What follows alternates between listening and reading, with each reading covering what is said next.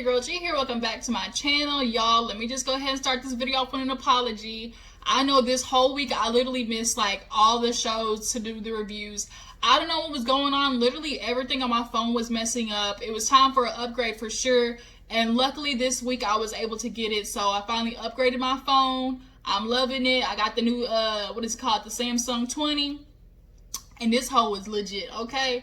So hopefully, you know, from now on out, we shouldn't be having any more, you know, uploading problems or stuff like that. But my whole phone was just trying to crap out on me. I couldn't even, you know, touch the whole top part of my screen. My Instagram couldn't even get on there. My YouTube, it just kept delaying my upload. It just kept saying upload pending. I don't know what was going on, but y'all, we were out of commission for a little bit, but now we right back at it, okay? So I know I missed Real Housewives of Beverly Hills, but I'm just going to combine that next week and do both of the episodes with the finale next week. So we're just gonna pick up today with Marriage Bootcamp Hip Hop Edition, because I do want to talk about that, and then I'm gonna try and catch up on all these other videos. All right, but nonetheless, I just want to say appreciate you guys for being patient with me. I apologize, and let's go ahead and get this show back on the road. You know, get back into the juice, as you know, as I like to say. So yeah, you guys, y'all drop down in the comments and tell me, are there any new shows that we should, you know, be trying to, you know, watch or review? We have P Valley that's not coming on this week. So, you know, maybe we got something else that we should be talking about now that P Valley is coming up on this end. And, Real Housewives of Beverly Hills as well. That's going to be finale next week. So, yeah, we'll have some room to do some more shows. But let's go ahead and get started with Marriage Bootcamp Hip Hop Edition, because this was a pretty, you know, decent episode.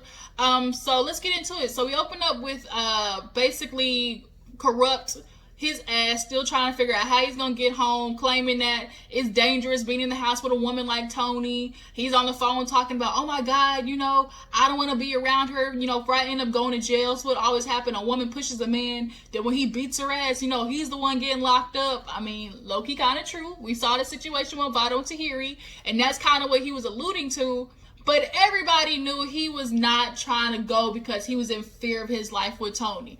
He was trying to leave to get to that little brown liquor, that Paul Masson, that Crown, that cognac, okay, the Hennessy. He was trying to get to the brown liquor in general, and that's at the hotel. Finally, literally after complaining, I think they had a time lapse of like 2 or 3 hours. Finally, they let him at the house because they're not trying to keep him and Tony together. So he's going downstairs, and Tahiry's looking at him like, for real, dude? Like, you leaving? He's like, yeah, it's not safe. I don't want to be here. That woman's crazy. It's like, he's really trying to put everything on Tony. And then he's like, the way she's acting, you know, I can't put up with her acting this crazy. How about, nigga, you look in the mirror and start asking yourself, what am I doing that makes this woman act so crazy? These are all reactions from Tony, dumbass. Like, she's not just coming to you acting this way for no reason. Like, Kurupt, you need to start taking more accountability, but the problem is he can't focus on taking accountability because he's drunk 24/7. So Tony's watching him from the balcony. Hold up, this piece of hair is getting in my eye. Ooh. But yeah, Tahiry's looking at him like, bruh, you really didn't try. Like, you're not getting any better. Tahiry knows his addiction because she's been around it. She's like, he's not going to get out of it until he wants to. And Tony's starting to finally realize that if there's anything good that did come from Marriage Bootcamp, we couldn't fix Kurupt, but we kind of got a breakthrough with Tony. She's finally starting to realize, like, he's going to change in his own time. He's only going to change when he wants to, and there's nothing I can do about it. No matter the amount of yelling, calling him stupid, like, you know, telling him to go call his homeless bitch, all of that, you know, is not going to change anything for him. And Tony's like, I'm not going back home with him. I'm going back home to Vegas with my kids. Firstly, how many kids does she have? 2, what are the age of her kids? Like, because I don't really know how old Tony is. Like, you know, she kind of, you know, she aged in the face because of all the stress that Kurupt is putting her through. But if she wasn't like her like 30s, 40s or something like that, I'm assuming her kids might be around, you know, teenagers or, you know, kind of adultish. But I'm glad they left separately. So the next morning, Dr. Ish says he's going to talk to, you know, to Kurupt. And, you know, all the other couples are in their kitchen talking about how they just know Kurupt was not trying to do better. He didn't love Tony enough to try and quit, you know, taking little nips, as he liked to call them. It's just a little nip. It's just a little nip. That's what he kept calling every time he drank alcohol. It's not a problem. It's just a little nip. Well, that little nip cost you Tony. And you think you're going to be all right now, but then when you stop getting drunk and all that, you know, the inebriation wears off, you're going to look around and see nobody's around you. Because he has admitted Tony is the only person that's felt like family, because he's kind of distanced himself from his kids and stuff like that. He doesn't have a great relationship. So it's going to kick you in the ass, Kurupt. Just wait. Wait till that liquor wears off. You're going to be looking real sad and long-lipped. Okay? So, Dr. Ish, Kurupt comes back to the house, and Dr. Ish talks to him outside. And he's like, look, we basically need to tell Kurupt, you know, this is it. We aren't offering services that you need right now, and that's just straight up, you know, rehab. You need to go get clean. So he goes over there to talk to Kurupt. He's like, you know, how you doing? He's like, oh, I'm just doing so much better. You know, I just need to get away from Tony. You know, the women in this house, man. It's so funny. Have you noticed how Kurupt kept saying that? It's like, oh, the women this and the women that. And then the situation with Tahiry, when she was talking to him when they did the whole doll situation, he's like, oh, y'all women can be taking each other's sides. Y'all be doing this and that. And it's like, Kurupt. They all can relate to each other on the fact that y'all niggas be driving them crazy. And y'all be doing stuff wrong. And then when they react crazy, you know, y'all want to sit there and act, what did I do? What did I do? Why are you acting that way? You know? So, Dr. Ish is like, we're not here to talk about the other women. We're here to talk about you. And the point is, you need to go get help. Like, you're not wanting to do better. We can't help you here. Like, so you need to tell me right now, are you going to go? Are you willing to go and get yourself the help? Do you want to get better? At this point, Tony's up in her room, I think, packing. Talking to Judge Toler, if I'm not mistaken. But basically, Kurupt said, nah, he good. He's like, I respect your, you know, your opinion, but it's not me.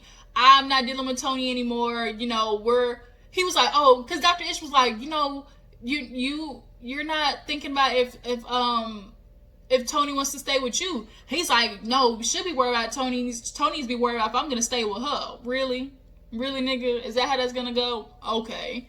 But yeah, so he decides he's not gonna go to rehab. Shocker. But let's see how long that lasts. And I hope Tony, when she goes home, does not give in and go check on that man. Don't worry about him, Tony. Start worrying about yourself. Cause girl, them years are starting to wear on your face. Running around the house looking like this. Girl, it's taking an effect on you. Okay, go find you some Juvederm, something to rub that stress out of your eye cracks and your cheeks, okay? So yeah, he leaves. Tony talks to Judge Toler, and she looks at her and was like, you know, this is a good time. Like, you and Kurupt don't need to be together.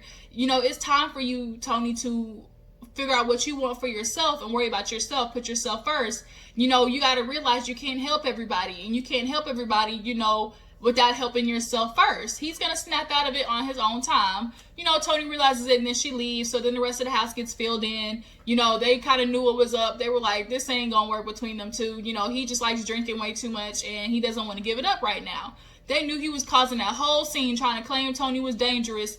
I can't be here. You know, get me out of here now. And Medina was like, man, he was just trying to get his fix. That's all it was. He was jonesing for that look, okay?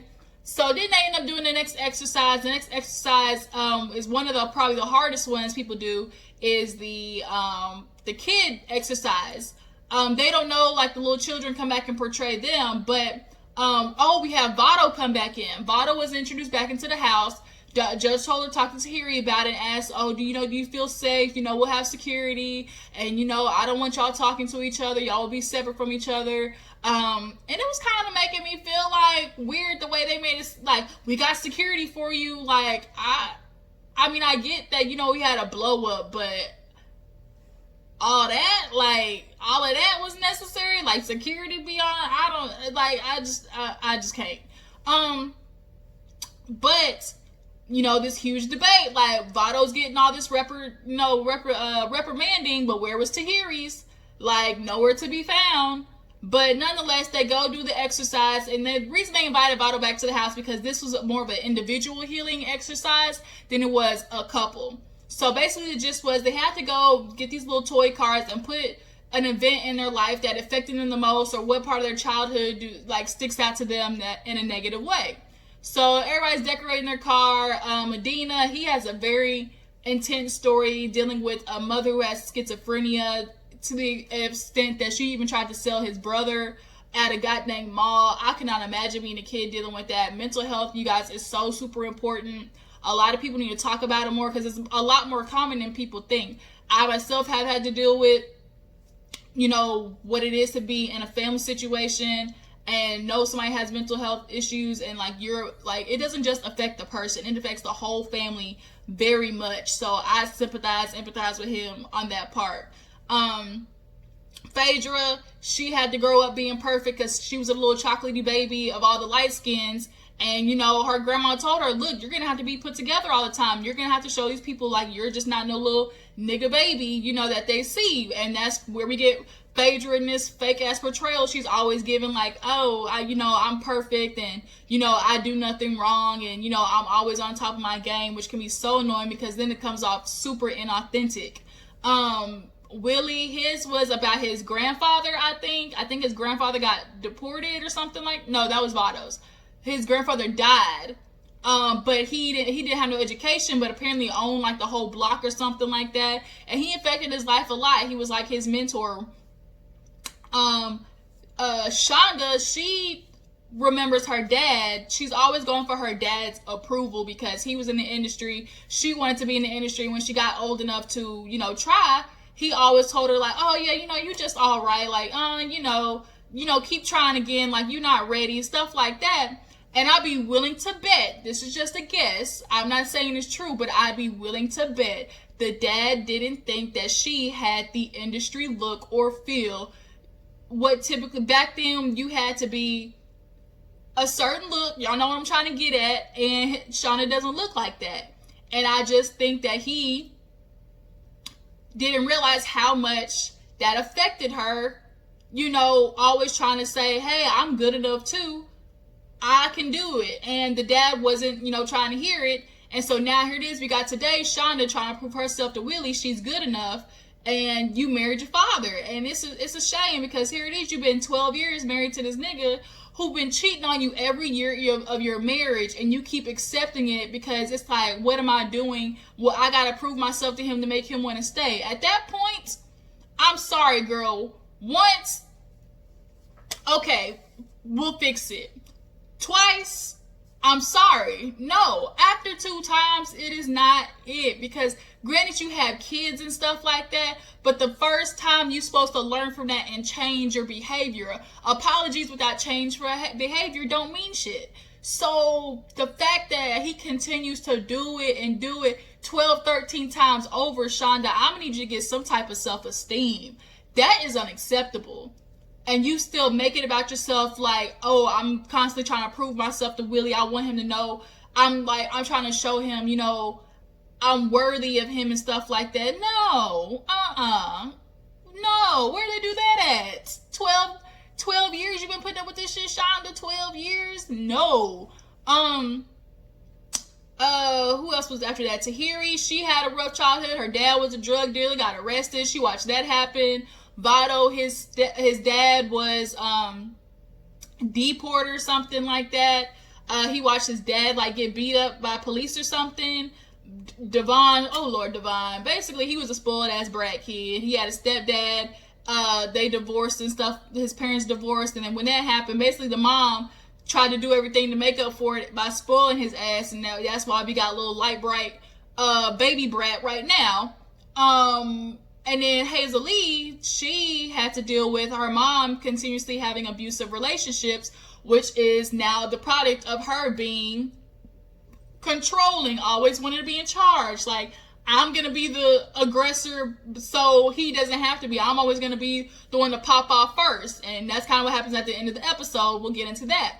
But then, you know, everybody gets done. They're talking about how it was a release and stuff like that. And, Vado, Tahiry sees Vado, but, you know, she can't say nothing to him. And they finally come back out, and the kids come through. And all the kids do their, like, little monologue for everything. It makes everybody super emotional. And once the kids get done, you know, Dr. Ish kind of talks to each one of them individually, you know, to see, you know, this is how it affected your life, or what did you get from it. Tahiry, you know, with her dealing with that, you know, she's like, no kid should ever have to go through that at that young age. Medina, you know, his lesson is, you know, he has a lot more patience. He has a lot more, you know, reservation to jump on people because he knows that judgment can be very strong, especially coming from a background where, you know, people can write somebody off because they're mentally ill. You know, he has a lot more maturity, which is why he's a lot more patient with Phaedra, I think. But with Phaedra, you're gonna have to get a backbone with her, because being an alpha female, they need a man that's gonna put them in their place. And Medina, as much as I respect, you know, you have that patience with her. With Phaedra, you got to, you know, put that backhand on her sometimes. Like, not literally, y'all. I mean, just like put your foot down, okay? Vado, you know, he had to learn, like, he saw his mom getting beat up, and he didn't want to be like that, but it's just so ironic. Here it is, you're in this situation, you know, an abusive situation, and, you know, you swore you never put your hands on a woman. And, you know, sometimes, you know, life doesn't work out that way. What stuff you think you would never do, you end up doing. And here we are. Granted, I already know how I feel about that situation. A lot of people still feel the same way. He was pushed. Granted, it was wrong. I'm going to repeat it. He was wrong. He was wrong. He was wrong. But there still needs to be understanding of human nature and why it happened. He got pushed. He was poked. He was prodded. Tahiry threw 2 big-ass green apples at his face. Had it been anybody else, had he threw some apples at Tahiry, there would have been a call outage. Somebody would have checked him. Nobody checked Tahiry, point blank, period. And that's what needed to happen. Because then now it reinforces Tahiry's behavior to keep doing what she's doing in the relationship, going off, popping off, being all Harlem. And now her consequences for it are going to be a nigga that really beat her behind. Because they're not telling her, like, stop doing that, you know? But everybody gets done. Willie, you know, they tell Willie, like, what would your granddad think of how you been treating Shonda? He like, man, he would have been telling me, nah, like, you effed up. They both crying because, you know, they get all emotional talking about how they gotta be better for their kids and stuff like that. This shit ain't gonna last. Willie gonna be cheating on her in, like, next 2 months probably once they get out of here. And then Devon, the doctor is talking about, oh, you know, Devon, you know, can't you see how your anger plays and stuff like this? You know, what do you think that is? He's like, oh, you know, just kind of happens when I don't get what I want. And he's like, well, yeah, you raised up getting everything. He's like, I don't see no problem with that. You know, I just like to think of it as I'm blessed. Everybody's looking at Devon like, wow, that just really, like, went over your head. Like, what we were trying to get at here. So Hazley's looking at him like, for a person who didn't have to really work for anything, it's just so easy for him to be like, oh, you know, I'm blessed, you know. But no, like, people had to work hard for that shit. So they get done, and Vado does his apology. It was like a poem. It was nice, y'all. I really liked how he didn't just make it like some letter. He put some thought into it. You know, Tahiry said she wanted to go up there and hug him, but, you know, she's like, nah, I couldn't do that. He needs to really feel how much he hurt me, da-da-da-da.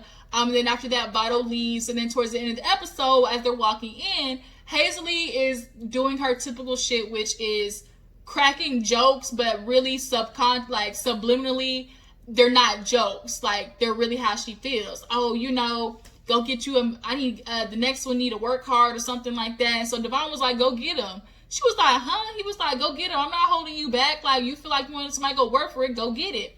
Or she was like, oh, you gonna throw a fit next time mommy don't get you what you want?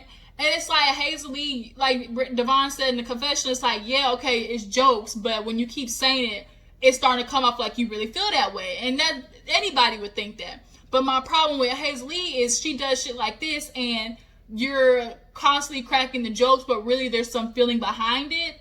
And I find it real funny how it's like, oh, he using me, or, oh, you know, he's just trying to get whatever he can out of me because I'm Hazley. And it's like, but why haven't you left then? If you genuinely felt that way, why haven't you left? But you haven't left because you know you can't go out there and go get you a baller nigga who really got his own, because then you'd be, you know, kind of you wouldn't be the head one in charge. Hazley likes being the head one in charge in the relationship, which is why she's still with Devon, period. She knows she has this upper hand on him, and she likes the fact it basically boosts her ego to know that she's the one that's probably like the most financially sufficient one in the relationship. She's the one that's got the big clout. She's the one like that's the HBIC in the relationship. And that's what Hazel-Lee wants. She does not want to feel like the, you know, the minuscule one in the relationship, because if she wanted to, she could go out there and possibly find her a man that makes more money than her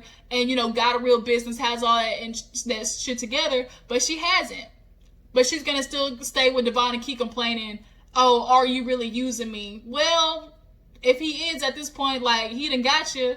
Ain't they pregnant right now? Did she have a baby by him or something like that? So, like, girl, you sitting doing all complaining if he's really using you and then got knocked up by him. Like, you keep poking and prodding at him and he's just sitting there like, don't threaten me. Like, I'm not gonna hold you back. So she's like, oh, that's how you really feel? That means that makes me feel like you don't want, you just throwing it away. You don't really want to work for it. And it's like, girl, Hazel-Lee, shut up. And then her had the nerve to sit there and be like, oh, Shonda and Willie were exaggerating their stories. Like, I was like, girl, somebody need to beat you up. Just exaggerating the story. Just because theirs wasn't yours doesn't mean it's any less valid. I was like, the fuck? But anyways, yeah, that was the end of the episode, y'all. Tell me what you think about Tonya and Kurupt leaving separately. Do you feel like Hazel-Lee kind of was poking that bear at the end of the episode with Devon and starting that argument? I do. And do you think Willie and Shonda are actually going to be able to implement the things that they learned in this lesson? I appreciate you for tuning in. Before you go, make sure to like this video, subscribe to my channel. I will catch all you guys later. Deuces.